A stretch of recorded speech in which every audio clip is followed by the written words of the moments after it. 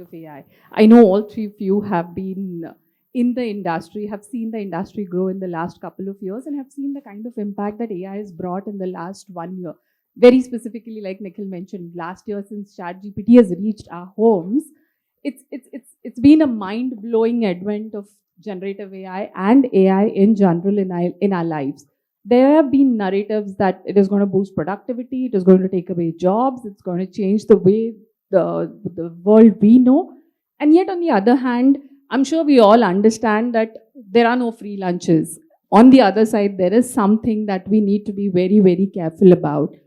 And I think one of the most important points in these areas that whenever we speak about the darker side of AIs, is about the transparency, about how is the content that is getting done, or how is the training that is being done, because we all know at the helm of AI, what we have at the crux of AI is the training models and the data that is being fed into the models.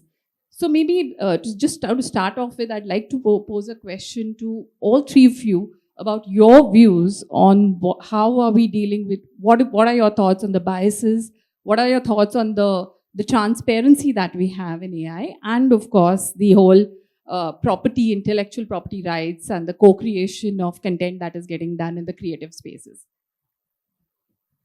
Of course, would you like to start? Yes. Yeah, so thanks, Trupti. Morning, everyone. So I'll talk from the gaming perspective, because these gentlemen obviously, from their own sectors could speak about. But, AI has been developing with gaming since the 80s with very, basic AI implementation, and then with, advanced machine learning and deep tech, in AI. And that is evident in some of the video games in particular. Like OpenAI's Dota 2 AI, it's evident in the video game space at least.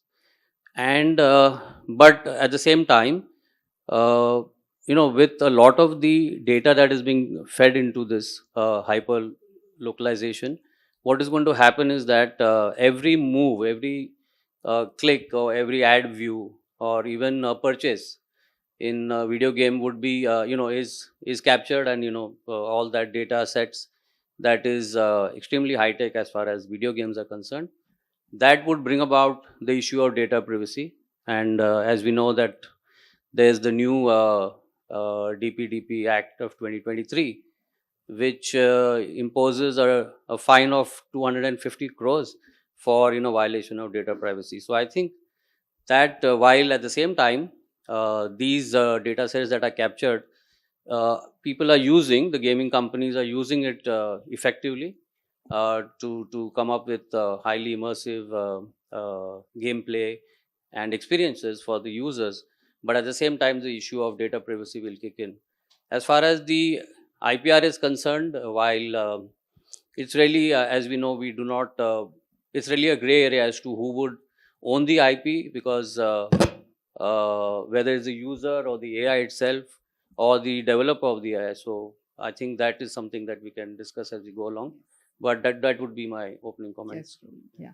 And the hyper-personalization that we spoke about, the kind of data that we're capturing for the whole, in the whole gaming industry, which of course has its own perils, considering that when something is so hyper-personalized and very specifically to a certain age group, the kind of downfalls that kind of a gaming, the addiction part of it and so on and so forth. I mean, that is also something that you could speak a little bit more about that later during the day.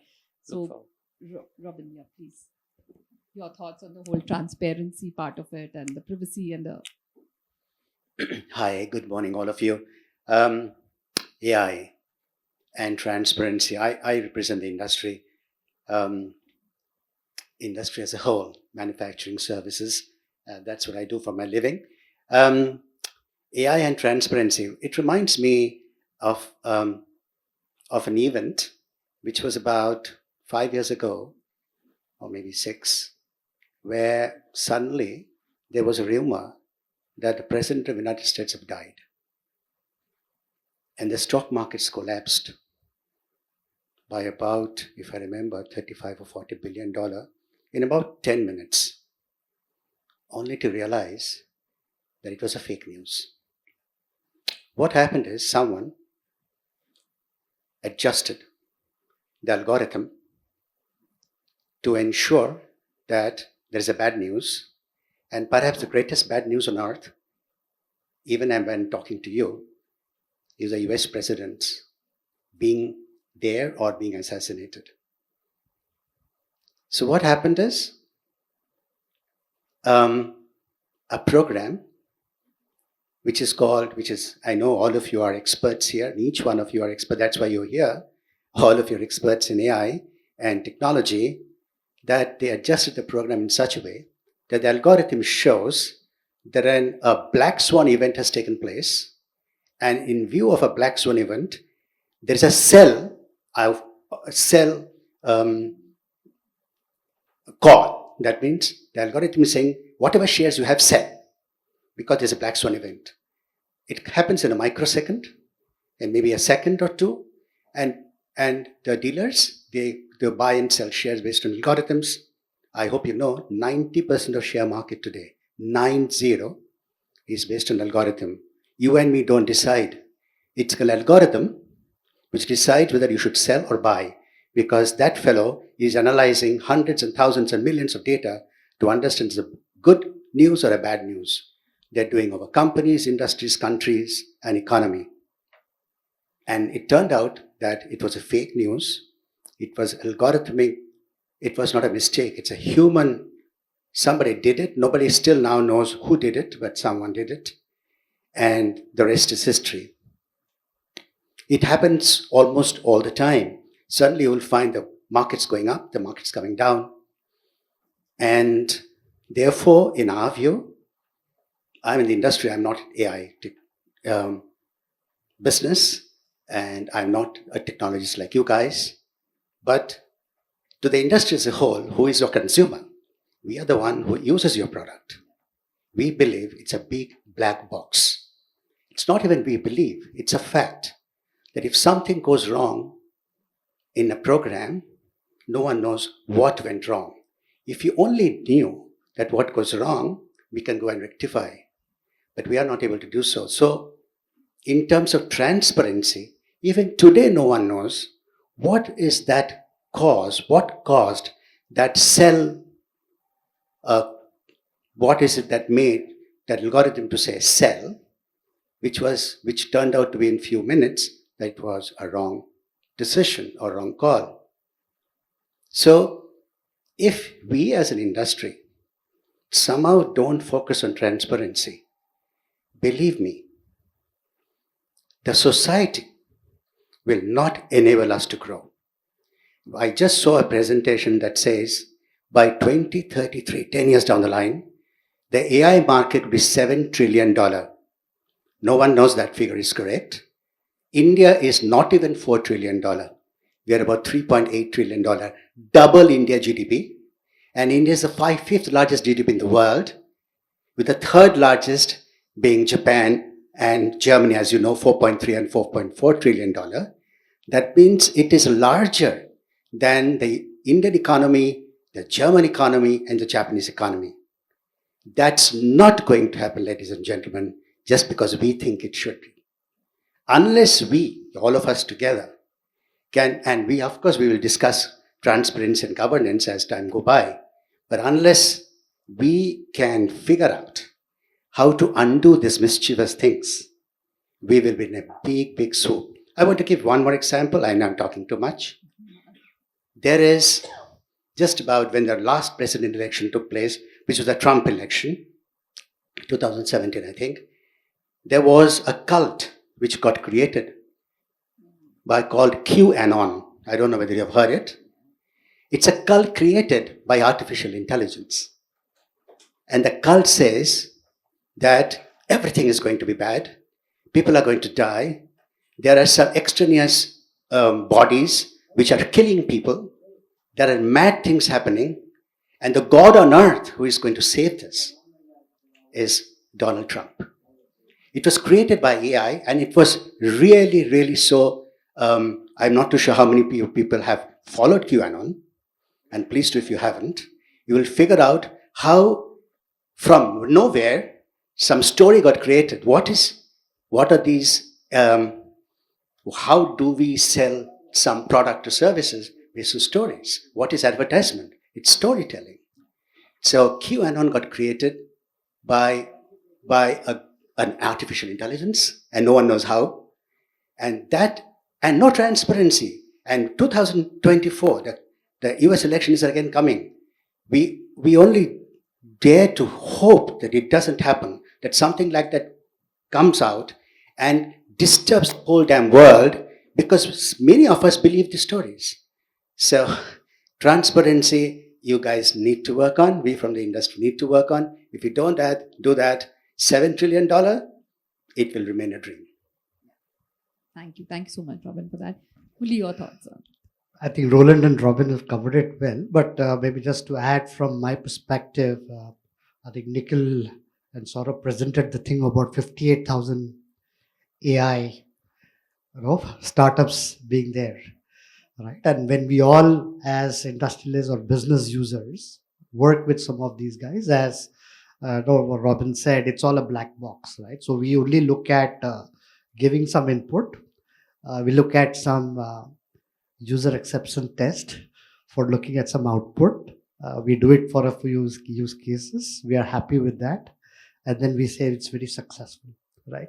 But I think what is more important here, as already articulated, a lot more transparency is required, because see, I think it's all right when you're using AI, or again, AI is a very, very big term for even as simple as an RPA or a machine learning. Today, AI is used very, very liberally, right, across all sectors. But when you're doing some of the repetitive jobs like an RPA or a basic ML or NLP, that's fine, because there the deterministic output is far easier and better. But as and when we get to the advanced level of AI, where we are actually talking of human intelligence being replaced by artificial intelligence, this becomes more and more relevant, right? Your ability, because we have our diversity of thoughts, we can change it and other things, but in the end, AI is still a programmatic or algorithmic output which is there, right? While you do variables and other things. So that is why it's extremely important. Well, of course, I'm not going to jump into it from a governance perspective. A lot of these things need to be considered. AI, though we talk about deep tech and other things, it's just not a technology issue. Technology is only one element of these things. And unless there is transparency of bringing in all the various stakeholders into creating the whole ecosystem and being very transparent, we are going to have far more challenges. Right. Perfectly well summed up, Murali. I think, like Robin rightly spoke about the business impact of AI and the mischief that AI has been playing, the social impact and the way we look at the world today, that impact is definitely going to be something much more.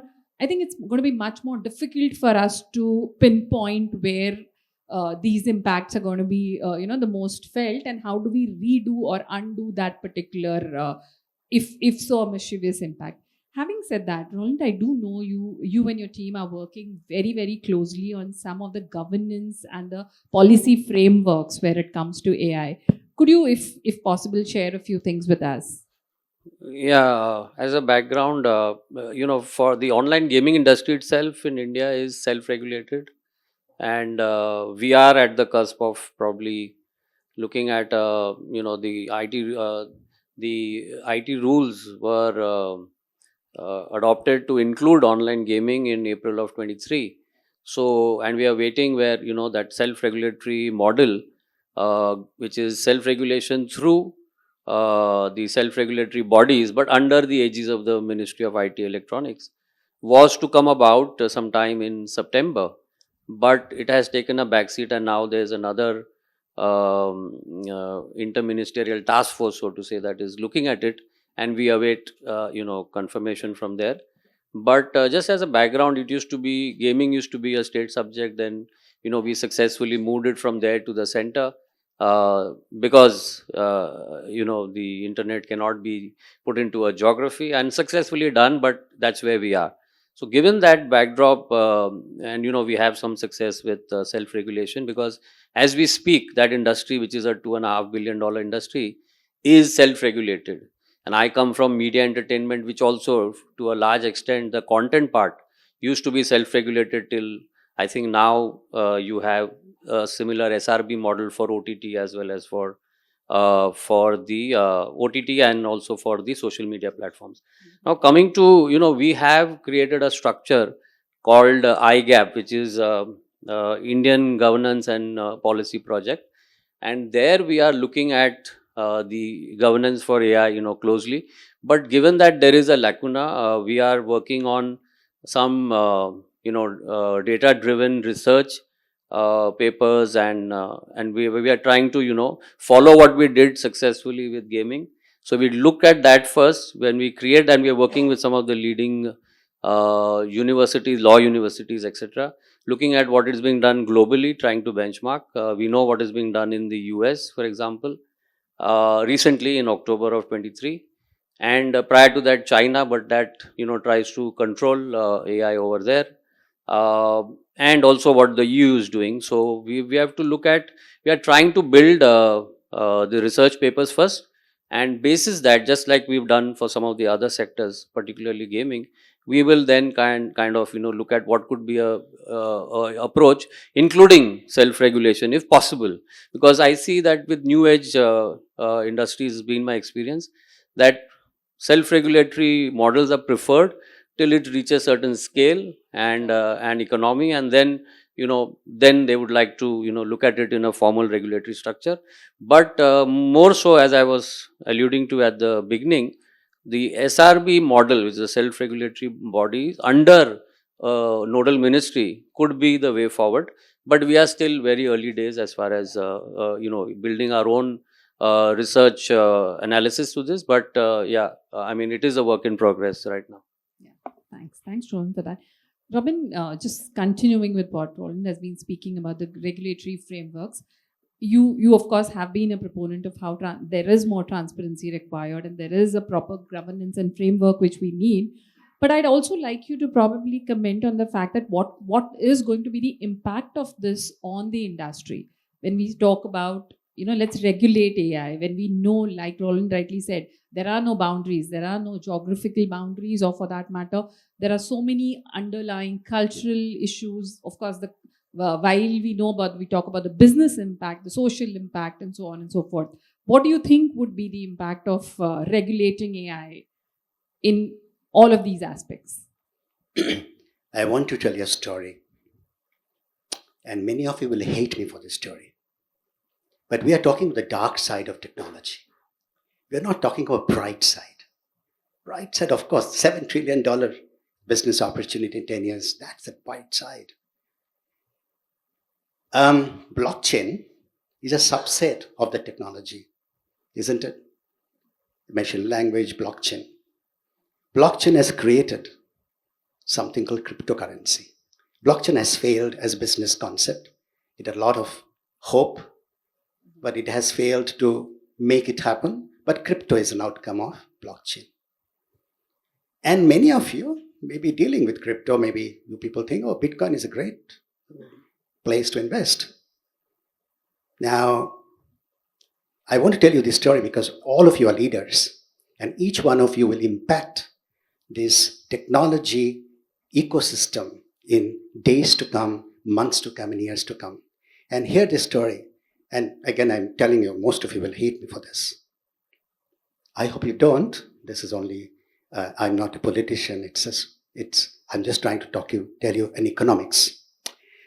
So, cryptocurrency has been created. Cryptocurrency has a price, which means Bitcoin has a price. Yep, yes. Dogecoin has a price. All these, there is about 1,200 cryptos officially being dealt with everywhere. Not officially. It's being dealt with elsewhere, around 1,200, 1,400, whatever it is. It has a price. Now, what's the price? If you want to buy a dozen of roses today, the price of roses could be 500 rupees. Today, I think is 30th of November. Yeah. Come 25 days later, on 25th of December, one dozen of roses, which is 500 today, will be costing 1,200 rupees. Why? Because it's Christmas. And there'll be more people wanting to buy roses, red roses especially for the loved ones. The price of rose will go up. But the rose plant doesn't know there is Christmas. That fellow called rose plant will still produce the same quantum of roses. So the supply remaining fixed, demand going up, the price will go up. World across, anything which has a price is an intersection of demand and supply. Without knowing a demand information, supply information, you cannot determine a price. It could be fixed on that spot. It could be fixed over a period of time. Wonderful. Today our Bitcoin is about $30,000. It was $25,000 few weeks ago. Few months back it was $17,000, $18,000. Few years back it was $64,000. Have you asked yourself why this price has gone down and come up? Have you ever thought 60,000, 20,000, 30,000? अभी बोलते हैं सब लोग बोलते हैं Bitcoin लेना चाहिए, क्यों लेना चाहिए? So, in order to get a price, you must have a demand information, supply information. Have you ever heard an information, what's the demand of cryptocurrency? Any analysis? Any TV interviews? Bloomberg? Financial Times? New York Times? No. There is no information on who is buying, what's the demand. You don't have demand information. It's a fact. Very good, you don't know demand, but what's about the supply? There are 1,200 of them, unregulated. Anyone can manufacture a cryptocurrency through so-called blockchain technology, hopefully. What's the supply? In Google, you will say, Bitcoin has said so much Bitcoin they will produce. Who knows? Who controls? Is it in Ernst & Young, PwC, KPMG, Deloitte & Touche auditing it? No, there is no supply information. So how on earth you have a product which has no demand information, no supply information, yet it's a product. And many of you and some of you must be thinking, crypto will be my future. Not possible. Who buys crypto? Who buys Bitcoin? 90% of Bitcoins, or for the matter crypto, is terrorists, drugs, arms, girls. So you want 10 grams of hashish in your home? Someone from Dubai has to supply to you. You don't know how to pay. Crypto. Hashish comes, crypto gets paid. So, ladies and gentlemen, unless we from the industry do something to make a governance around crypto, your business will fail. It's a fact. China has already banned crypto. It's banned. 1/6 of the world is China. China is $19 trillion economy, 5-6 times your own economy. That's where the business has to be if you want to beat the world. But we from the crypto industry said, let it be not controlled. Wherever there is a control word coming in, the crypto industry said, no control. You are then affecting technology, future, innovation. No, that's not true. It's a currency. First of all, it is not a currency. So as it stands today, if a product doesn't have a demand and supply, the value of that is zero. It doesn't have $30,000 value. I've told you this story, and I told you, most of you who are working on cryptocurrency will hate me for this. But ladies and gentlemen, you people have to think about it. Unless it is governed, unless there are rules and regulations around it, this business model is not going to succeed. Because you don't need a crypto. You don't need a crypto to run this world. It's good enough. You can do any of the RTGs of the world. I have a computer. I have a mobile. It has all my. I can Google Pay you, or I can send you money immediately, 100 rupees, 200 rupees, whatever. I don't need. AI is no different. AI is no different unless you guys decide and think, how am I going to make it governed, more transparent and more responsible? The business model may not be as successful as you think today. Thanks, Robin, for that. I mean, I do understand for us to take a strong stance that yes, this is what is needed in the world today, unless we have transparency and we cannot explain it out clearly, adopting something like that is going to have its own set of problems. Having said that, Murli, we've covered the commercial aspects of it. To a certain extent, we've also covered the social aspects of it. But there's also a very strong ecological aspect from the sustainability perspective, which we also would like to talk about when we say AI and the technology underneath. Would you want to? Yeah, I know we're running out of time, so let's try and wrap it up quickly. But say, I really look at sustainability. I will bring about a couple of different dimensions around sustainability. I know today ESG is a big word across everything. So that is one dimension of sustainability. Where obviously today, I think the second thing is obviously AI is not new, right? AI has been there for last 60, 70 years. Most of these algorithms, the first version of these algorithms were all written in 40s and 50s, right? But it's just that now that the computing cost, the ability to execute a lot of these things has become cheaper, it has become commercially viable, right? So a lot of those things are happening now. So one thing obviously is to really look at it. Most of this so-called black box that we talked about, large language models, etc., do consume a lot of electricity. So from a sustainability of an ESG sustainability perspective, one really needs to look at it from the perspective of, are you really a justification of using the right use cases? That's basically sustainable. The other dimension of sustainability is this entire element of, is it sustainable over a period of time? Now it could go across multiple vectors. It is social, commercial, regulatory, so many other things. Because while you train, because AI is still based on a lot of training that you do. So while you train it initially and go through your pilots and make it successful, over a period of time, a lot of those other elements are also continuously changing. You're getting in new regulations, okay, the social aspect of the changes, the bias. So all the other elements of sustainability from a bias perspective, your privacy laws are changing. We had GDPR, now we have DPDPA, which has come up, and so many other new regulations will keep coming in. So the question we need to start really looking at it, and again, I tie this back to governance. It's also about how is it that you look at governance from sustainability perspective. The last dimension I want to put about sustainability is also about which stakeholder are we talking about and how contextual it is to that particular stakeholder. For example, it's an enterprise. The value game there is very different from, let's say, a non-profit organization or government. So obviously, based on those priorities, putting in the right governance models to ensure that there is ethics and there is sustainable AI usage is extremely important. Thank you, Murli, for that. I do know we are inching towards the time up, and while we would love to have this continue this conversation, there's so many other points that we could possibly deep dive into.